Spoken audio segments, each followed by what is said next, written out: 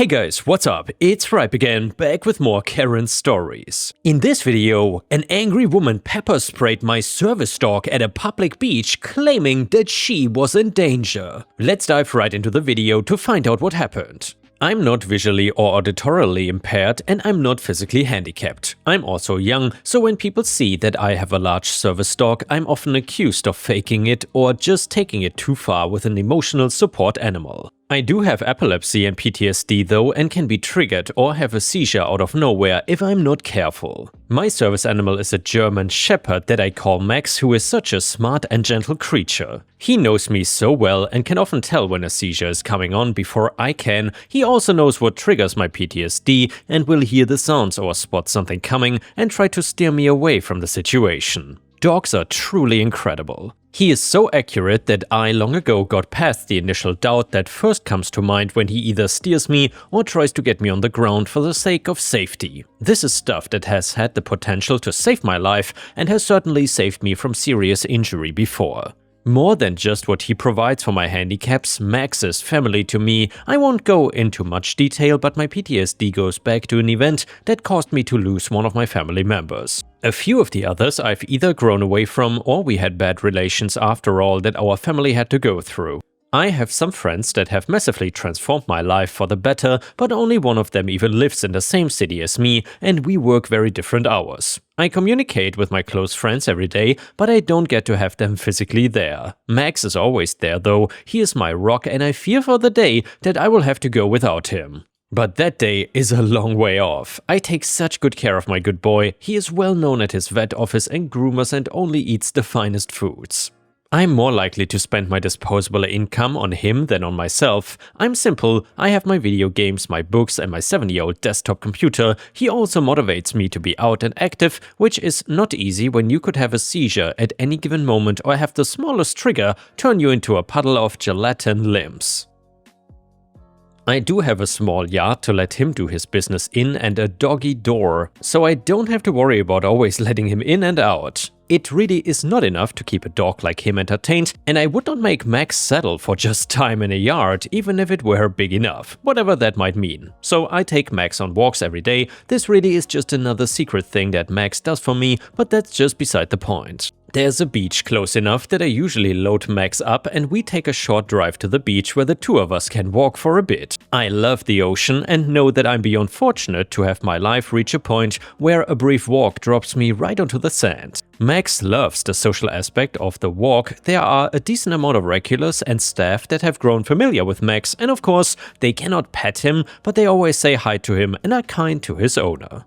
I'm sure they would have just forgotten me the moment I left their gaze if I didn't have him, but I could get my joy out of being recognized. If it was only as Max's mom, then at least that was something I was massively proud of. Me and Max walk on this beach pretty much every single day. The staff of various different businesses on or near the beach know me and my dog. Most of the lifeguards on this beach know me and Max by sight. One thing I can say with utmost confidence is that pets are allowed on this beach. Alright, using myself as an example was a bit of a dirty example because service animals can override restrictions on most pets, but still. So one morning, Max and I are starting our daily adventure when a Karen comes up to me. I have not lived by a beach for my entire life, but it only takes a few years before you start recognizing the people who are not from around here. And maybe an extra year or two to differentiate between the harmless tourists and the ones who think that your beach exists solely to be their vacation spot, and it is up to every person and every grain of sand to tell them they're right and make things true. Considering I called our visitor a Karen, I hope it is not too much of a stretch to guess that she was the latter. Max is protective of me when it comes to complete strangers getting into my space. Not in the way of attacking them or anything, but he will put his big fluffy body in between them and myself, and considering that he is nearly 100 pounds of dog, this makes it a little difficult to get up in my space. He's basically a big version of Dexter. Anyway, Karen had been saying, "Excuse me, ma'am, miss?" I had ignored it, assuming she was just talking to about anyone else, but when Max moved in between me and her, I took notice.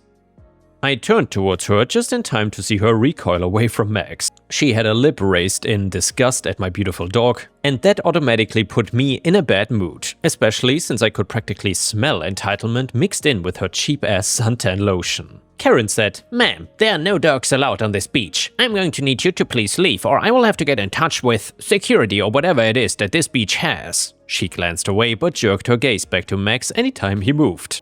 Lifeguards? Their job is not really to escort people off of the beach for walking on it. Karen waved at me dismissively. "Whoever it is, I don't care at all. I just need you to get that beast off the beach." And by the way guys, by beach, I think Karen is referring to herself. Anyway, I would endure the creature if I had to, but my family came here specifically because there weren't any animals allowed on this beach and I won't have you ruining their vacation. I looked around and it didn't take much searching for me to point. "Can you read that sign to me, Karen?" It was a leash dogs allowed sign. "I don't need to read anything to know that your haughty behavior is not appreciated, young lady. I'm going to need you to get that thing off this beach before I get someone to pick it up and move it forcefully." I raised my eyebrows. "Karen, even if I did agree that this beach didn't usually allow leashed animals, this is a service animal. If leash dogs allowed is too long for you to read, then service animal is one less word. That should make things easier. To pick up a service animal and forcefully remove them from their owner's site, that would be incredibly illegal. Would you like to try something different, like leaving me alone maybe? I won't have this sass from a young WHORE like you." She started digging around in her purse. The whole time she mumbled how she had enough money to buy my dog from me just to take it away from me. I severely doubt she has much money though, considering she came to my podunk beach and not one in Miami or LA. "If you're done, Karen, I'm gonna leave." I turn to walk away. Karen decides this is a good moment to try to cut in front of me to stop me. Max again tries to keep himself in between me and her. No teeth, no jumping, not even any barking or growling, just his body between me and her. Still, that movement served as justification enough for someone this irrational. She screamed for help, saying that my dog was vicious and dangerous, and before I knew what was happening, my eyes were screaming at me. She had actually pepper sprayed me and my dog. This damn Karen. Luckily, she had been raising her voice and drawing attention ever since she walked over to me. When it happened, it was not 30 seconds later that a nearby lifeguard that knew me had her in the sand and another person nearby had called the cops. Me and Max had the worst of it, but both Karen and the lifeguard that tackled her had to get their eyes flushed out at the hospital. She tried to leave the hospital without people noticing, but the lifeguard waited in the lobby. He said he expected something that self-centered to be done by a woman who would pepper spray a woman and her dog after invading their space. She got arrested after I delivered my statement and revealed that I wanted to press charges. The lifeguard, as well as a few other beachgoers who had been in the area, all provided their testimony, and Karen's was gonna have to meet bail to have any chance at a few days of vacation. All the testimonies came together and meant that Karen was going to have to pay my hospital bills and Max's vet bills, as well as some hefty fines. She had the choice between quite a few hours of community service or a month in prison, but either way, she couldn't leave the state until she was done, and this was not her home state. Her family had to go back while she spent a month behind bars because the community service was gonna take longer. Max is still a perfectly healthy specimen. He bounced back quicker than I did and was back at my side before I could miss him. Okay, that's not true. The moment he was gone from my side, I missed him, but he was back before it got too bad. Now, those few beach regulars who didn't know me well or take the time to say hi to me all did, and they were nearly as protective of me as Max. I'm so fortunate to live where I do. I just think I'll hope that the crazy Karen stories happen to others from now on. And yeah guys, let's hope no other crazy Karens will ever bother OP again, and especially I hope they will leave Max alone. The next story is a very interesting one that is titled, "I cannot give students a 0 for using AI unless I have proof? No problem." So, I am a high school English teacher. I have two major annoyances when it comes to kids doing work. First, a lot of kids don't read or listen to directions. Assignment instructions are written on their papers and I read them out loud, but I still have students asking me, "What are we doing?" Well, that's no big deal though. It's a pretty normal thing to deal with as a teacher. The real issue bugging me is students cheating on writing assignments using ChatGPT. I'm pretty good at spotting AI-generated essays, but the problem is that when I try to accuse students of using AI, they deny it. They act outraged that I would accuse them even though we both know they are playing dumb. I usually just give them a 0 and move on with my life, but there's always the fear that one of them might take the issue to administration. If they did, I'm not confident that admins would back me up. It is hard to prove that something is AI generated, and these days, the higher-ups are more likely to side with the student, so I hatched a plan. I gave an open-ended creative writing assignment. The directions said to write a story about anything you want and then answer some questions about the story you wrote. The thing is, when you ask ChatGPT, tell me a story, it always spits out the exact same story about a girl named Alara who lives in the woods. Once upon a time, in a small village nestled between rolling hills and dense forests, there lived a young woman named Alara.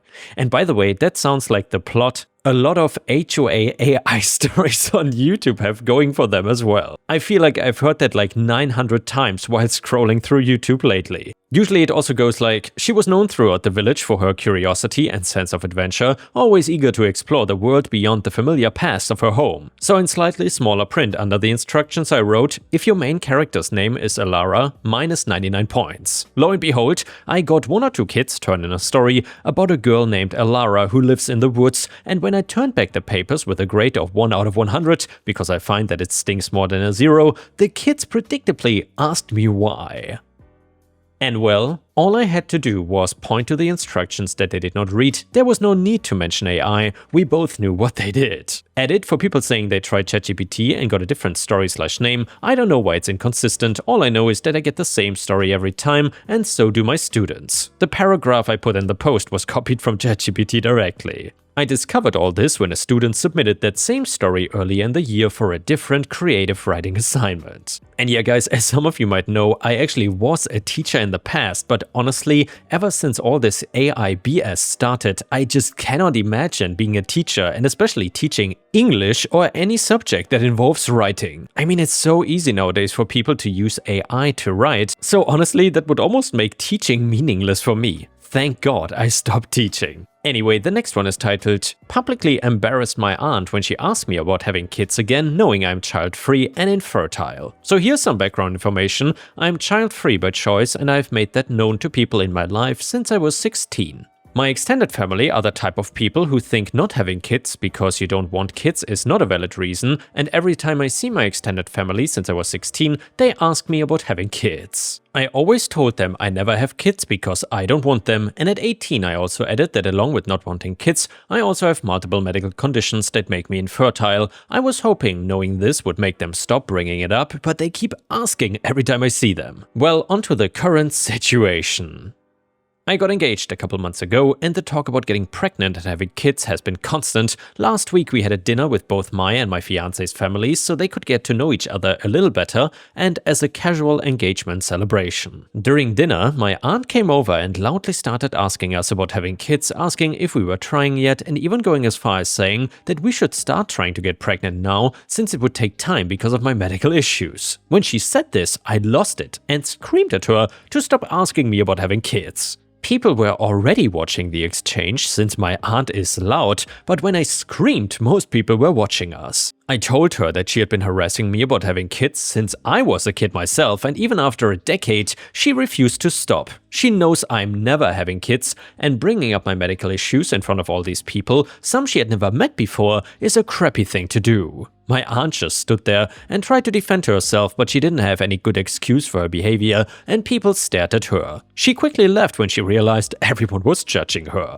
And by the way guys, this story was from the subreddit r/traumatizedthemback, and I'm curious what you think about this subreddit. So far, some of the stories I've seen are quite good. They are kind of a different flavor than the stories we usually read though, I feel like. And now let's move on to the next story. It starts like this. So I am currently pregnant with my first child, and both my mom and stepdad have been terrible to me and my partner the entire time.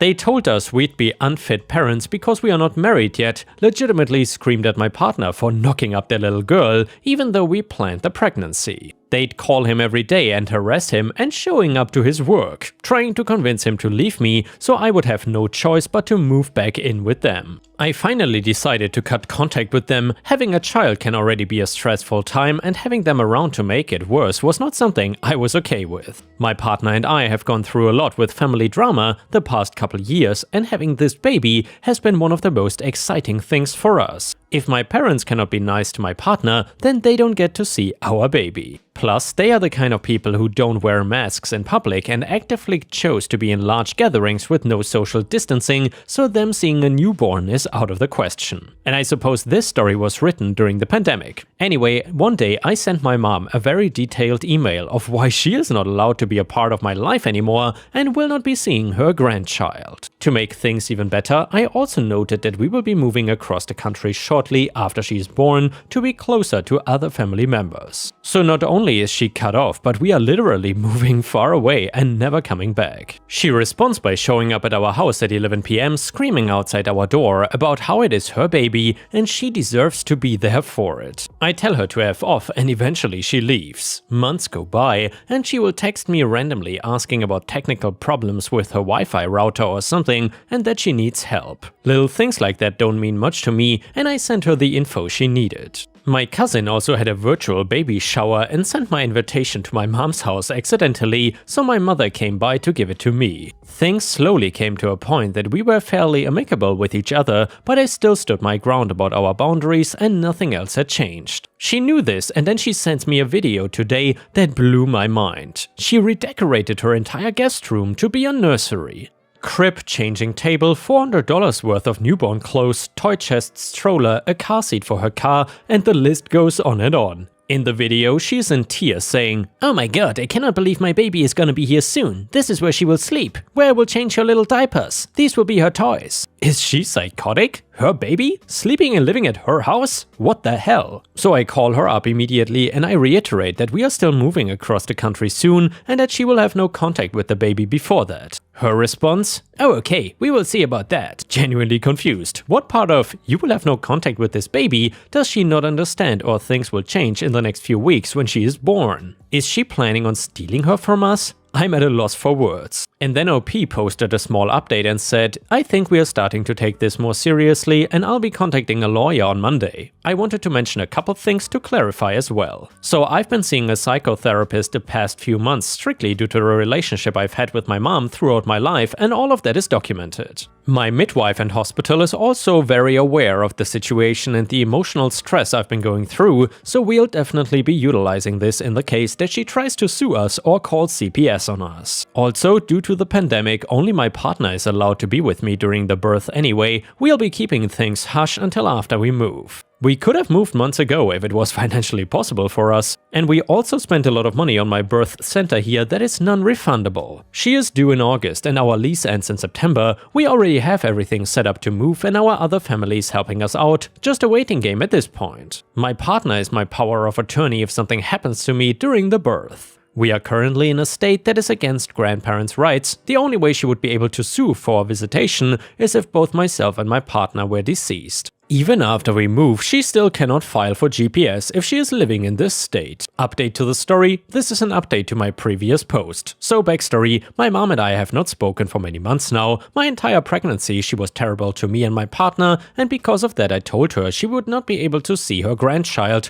whom she liked to call her baby. On top of that, we would be moving across the country to be closer to other family. Her response was, "We will see about that," and then proceeded to build a nursery in her room filled to the brim with baby essentials. So then I gave birth about a week ago at home, and my partner and I are so happy with our new addition. We've been quarantined since the second she was born, and our pediatrician recommended for us to keep the baby home for at least 2 months to keep her safe from the virus. My mom calls me after the birth, crying about how upset she is that I didn't invite her to be present for the birth and also to congratulate me on giving birth to her baby. Then asks when she can come see her. My partner and I, along with the consultation of a lawyer, agreed that my mother could see her one time through a car window, though there would be no touching or holding of any kind, just a simple viewing. So I told her this, and her response was that she would let me know when she's available, and then has not said a word to me all week after. Which works for me because I didn't want her to see the baby anyway, we just wanted to give her a chance. This morning I get a voicemail from her asking to go on a resort trip for the weekend. I'm absolutely baffled by this. What's going on in her mind? I don't even know what to say. There is still a pandemic and we are quarantining with the baby. I literally just gave birth a few days ago, we have not spoken in months, and all of a sudden she expects me to go on a vacation with her. She is not allowed to see the baby. Even if she just wanted me to go, I'm not leaving my newborn. I'm not gonna take the baby away from her father for that long just so my mom can hang out with her. We are set to move as soon as I'm cleared by my midwife. I'm not responding to my mother, and I'm starting to think that she is either seriously trying to manipulate me or is just not right in the head. Probably a mix of both. I gave her a chance to see the baby on my terms and she didn't take it, so that's her loss. And now we have another update to the story. It's her way or the highway in her mind, but not in reality. And boy, did she get a wake-up call today. As of recently, I gave her the opportunity to view the baby through a car window. She seemed fine with it and said she would let me know when she was available. She was abiding to my boundaries? Quite shocking. Then 2 weeks pass and I hear nothing from her until this morning. She asks me when she can see her baby and that it's almost been 3 weeks and she hasn't held her. I'm laughing. I knew this was gonna happen, so I told her she's in quarantine and no one but me and her dad can touch her, that she can see her through a window or not at all. She responds, "I think I will pass on the window, let me know when I can hold my baby." I laugh again, this woman will not stop. I'm fed up, my pregnancy hormones are gone, my baby is here, we are moving away in a matter of weeks and she will never find us. If she thinks she has any power here, she is dead wrong. So I sent one last message to her and say, okay, no window then, maybe when she's 18 she will reach out to you. And I blocked her. And now, Ripe Stars, we have another update and it reads like this. So I currently don't speak to my mom, nor have I found for many months now, but somehow she still finds ways to butt into my life and the decisions I make for my child. My husband and I both come from anti-vax families. His side is against it but doesn't shame us for vaccinating our daughter. My mother, however, really has a lot to say about it. Since we both were raised to not believe in science, it was pretty natural for us to be against vaccinating our daughter when she was born. I had a home birth, so it was easy to just avoid everything. We would lie to the pediatricians about it and just did what our parents did when we were kids. But since the new vaccine for the pandemic was released, I started to consider getting it and decided to do some actual research on vaccines as a whole. My husband and I made the decision to get vaccinated as well as getting a schedule started for our 6-month-old baby to catch her up. We went in this morning to get her first shots, everything went smoothly and so far she seems fine. She's been fuzzy and sleepier than usual, but the pediatrician said that's normal and will go away in a day or two. We left feeling proud that we were able to educate ourselves effectively and set our baby up for success. Then I get a call, it is my grandpa. Or so I thought. I answer and the first thing I hear is, "When you wake up and she isn't breathing, you'll be sorry. I cannot believe you did this to my little girl." I hang up immediately and start to panic. I eventually traced it back to a family member that is a doctor. I was asking her questions about vaccines and I told her that we were going in today. I guess she told my grandpa how excited she was for us and then he told my mom and then boom, the end of the world. My mother-in-law found out later and seemed supportive given her opinions about vaccines. She told us, "It's your decision and I trust that whatever you do is what is best for her." So I'm glad we have her to help reassure us a bit, but now I've been getting texts and calls from my mom through my grandpa's phone, absolutely freaking out, saying that she hopes something happens to her, so I will see the consequences of my actions. Also, that she is praying for her, whatever that means. Ultimately, we are confident with our decision and will continue with her schedule, although at times we do question if we made the right decision. I'm sure everything will be fine, but my mother seriously needs to chill out. And yeah, Ripe Stars, honestly, I cannot believe that OP and her husband are still in contact with these families, especially with the entitled mom. Honestly, after everything that happened and all that craziness, I would have cut contact long ago. But then again, just cutting out your family from your life is not that easy, so I do understand where they are coming from. But yeah, I suppose either OP or her husband need to grow a shiny spine to get rid of these people. They are clearly toxic and don't benefit them in any way. Either way, let me know what you think about this in the comments. Let's read another story from r/traumatized and back, and just by coincidence, this story is fairly similar to the one from before. It is titled, "What I Used to Do to People That Asked Me About Having Kids." I'm too old for this now, but when I was in my 30s, frickin' every stranger felt the need to ask me about when my husband and I were starting a family. Seriously, I went to a plant nursery one day, and the lady that was helping me reminded me that my biological clock was ticking, and I got real sick of strangers all up in my business. So I came up with a plan. From then on, every time someone asked about it, I would think about my pets aging and the fact that I would lose them one day and then start crying. And then I would whisper, "Excuse me," and run away. They would then assume that we were trying and had a loss or something and leave me alone, and more to the point, they would think about why they should not ask questions like that. You don't know what someone is going through. The look of shock on the lady's face the first time I did it was so good, just standing there with her mouth hanging open and her hand up to her face. I was at work, so I ran to the bathroom and came back 5 minutes later. From my mid-30s until around 40, I did this to maybe 50 people, 50 strangers. Anyone who knew me knew that I'd never wanted kids. And yeah guys, if you enjoyed the video, please don't forget to subscribe, and I will see you again tomorrow.